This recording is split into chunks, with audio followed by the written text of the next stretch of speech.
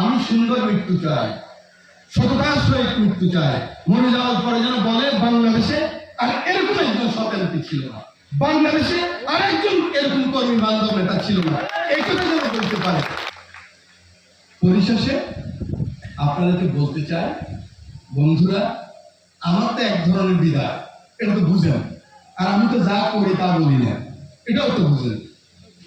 যেটা করবো এটা তো আমি 6 মাস 1 বছর আগ থেকে প্রক্রিয়া শুরু করি। আমার কিন্তু বিদায়, আমি নেতা তৈরি করতেছি। আমার দায়িত্ব বেগম খালেদা জিয়া, আমার দায়িত্ব তারেক রহমান, ওনারা আমাকে নিছিল। অনেকে মনে করে নিজাম সাহেব এমপি হওয়ার জন্য পারবো, নিজাম সাহেব মন্ত্রী হওয়ার জন্য পারবো। আজকে বলে দেই আপনাদেরকে, নেতারাও আছে, বিশ্বাস করেন বন্ধুরা, আমি যা পাইছি বহুত খুশি। আমি মনে করি আমার থেকে আমি অনেক বেশি পাইছি। আমি সুন্দর মৃত্যু চাই, সততার সহিত মৃত্যু চাই। মরে যাওয়ার পরে যেন বলে বাংলাদেশে আর এরকম একজন সতেন্দ্রী ছিল না, বাংলাদেশে আর একজন এরকম কর্মী বান্ধব নেতা ছিল না, এই কথা যেন বলতে পারে।